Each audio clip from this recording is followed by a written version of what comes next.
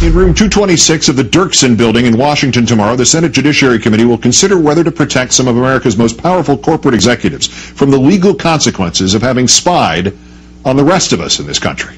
On our third story tonight, an AT&T whistleblower today told members of Congress much more than that is at stake with the secret crimes that took place at room 641A of AT&T's Folsom Street facility in San Francisco and potentially at others across the country. Specifically, retired 22-year AT&T technician Mark Klein says that despite Mr. Bush's claims, the U.S. government used AT&T's cooperation to spy not only on overseas communications, but to vacuum up virtually all of America's use of the Internet for years. Email, Googling, web surfing, you name it. Thanks to AT&T's secure rooms like 641A in San Francisco, accessible only to those cleared by the NSA. Klein obtaining AT&T schematics showing how the company used splitters to send secure room 641A a duplicate of every fiber optic signal routed through its facilities. That involved not just AT&T customers, but virtually every internet and telecommunications company, and virtually all email and web traffic in the country,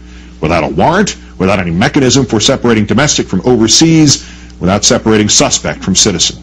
We welcome now former AT&T technician Mark Klein, whose documentation and claims are now part of a class action lawsuit against AT&T, one of 38 telecom spy lawsuits, AT&T so far declining to comment on the specifics of these allegations. Mr. Klein, great, thanks for speaking out tonight. Thanks for inviting me. The Senate is considering granting the telecom executives immunity. You lobbied Congress today not to do so. How come? Well, if they give them immunity, it would probably shut down the lawsuit that I'm a witness for, and then the American people won't find out what's really going on. And so that's why I'm here, to stop immunity. Congress should let the judicial process go forward. Two-parter here. First, can you explain to those of us who can use the Internet but would not be able to tell the difference between its physical form and, a box full of guitar strings, exactly what happened in that secure room or secret room, 641A?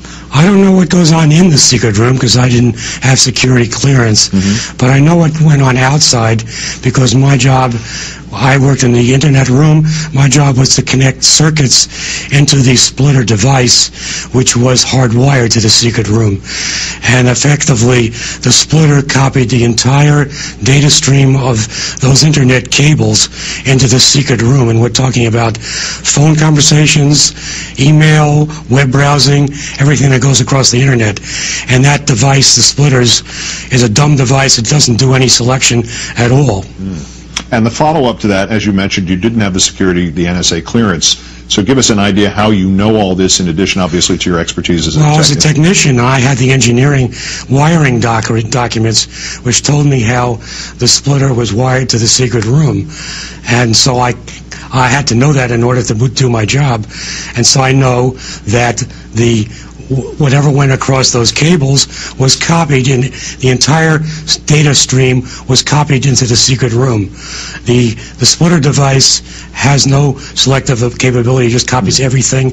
And we're talking about domestic traffic as well as international traffic. And that's what got me upset to begin with. Yeah, I was just going to say, Mr. Klein, this huge distinction the White House made when all this was first revealed, what its defenders still say, oh, we're just intercepting international communications, no domestic communications were affected. I'm taking you don't buy that in the slightest. No, I know that wasn't true.